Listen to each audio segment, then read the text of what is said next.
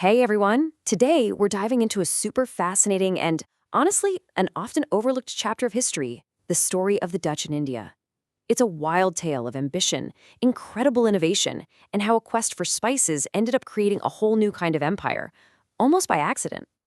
So that's the big question, right? How did a nation as small as the Netherlands manage to build a massive global empire, all based on spices?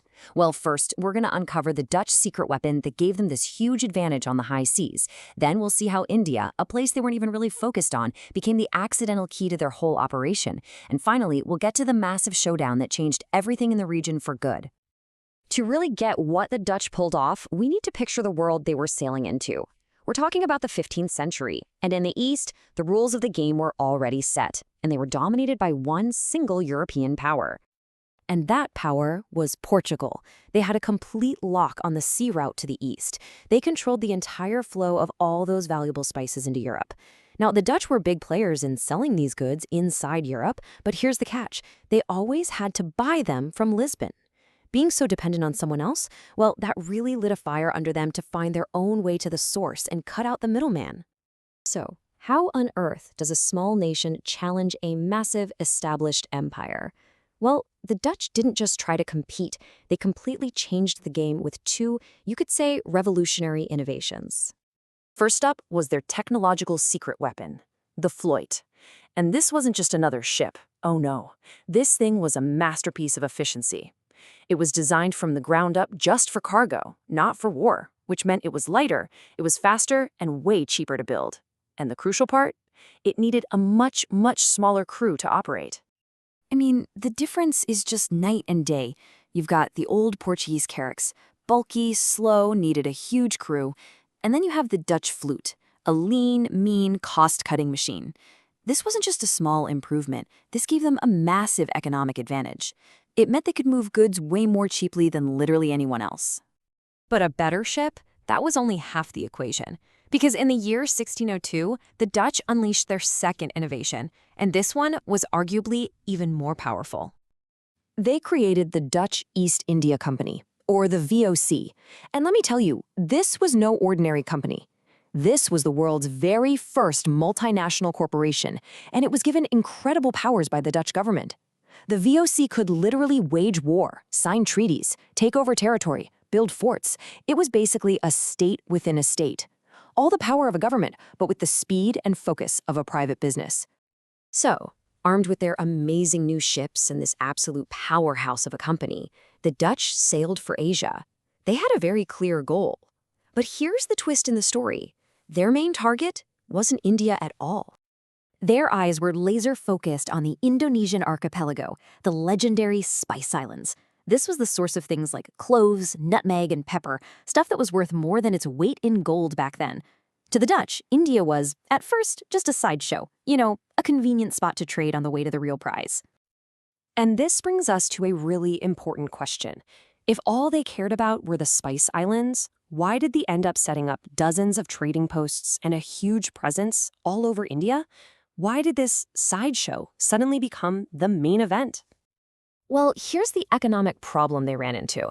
The Dutch get to Indonesia, ready to do business, but they immediately hit a snag. The local populations there, they had almost zero interest in European goods. What they really wanted, what was in high demand, was high-quality Indian cotton cloth. The Dutch had this aha moment where they realized they couldn't get the spices they wanted without first getting the textiles from India. So they had to create this strategic trade loop. Go to India, buy textiles, then sail to Indonesia and trade those textiles for spices. And just like that, India went from being a pit stop to being the absolute key to their entire Asian empire. India basically became their continental supermarket. It started with cotton textiles to power the spice trade, but their shopping list just kept growing. They were exporting indigo for dyes, beautiful raw silk for the luxury market back in Europe, opium for trading all over Asia, and this is a big one, saltpetre, a key ingredient for the gunpowder that fueled their military power. Of course, this incredible success did not go unnoticed. As the Dutch got more and more powerful in the Asian trade network, it was pretty much inevitable that they would clash with another rising European power that wanted its own piece of the pie. And yep, that rival was the English East India Company. As the English started setting up their own trading posts and routes, their interests started bumping right up against the Dutch. This kicked off a whole series of wars and skirmishes, with both sides fighting for control over the most valuable ports and trade goods. So how did it all unravel for the Dutch in India? Well, it wasn't a sudden collapse. It was more of a slow burn. You could say the beginning of the end was in 1667 with a treaty where the Dutch made a strategic choice to focus all their energy on Indonesia, basically trading away their future in India. But the real knockout punch landed in 1759 at the Battle of Chinsura. After that crushing defeat, it was really just a matter of time. By 1795, the English had pushed the Dutch out of their last Indian territories for good. That Battle of Chinsura really was the turning point. It wasn't just some minor setback. It was a huge military defeat that, as the quote says, weakened the Dutch opposition in India greatly. It basically shattered their power and influence there, leaving the door wide open for the English to become the top European power in the region. So what is the Dutch legacy in India? Well, they never tried to build a huge land-based empire there, not like the British did later, but their impact was massive. You could say they were the pioneers. They created the whole model of using a state-backed company to project power, control trade routes, and build fortified bases on the coast.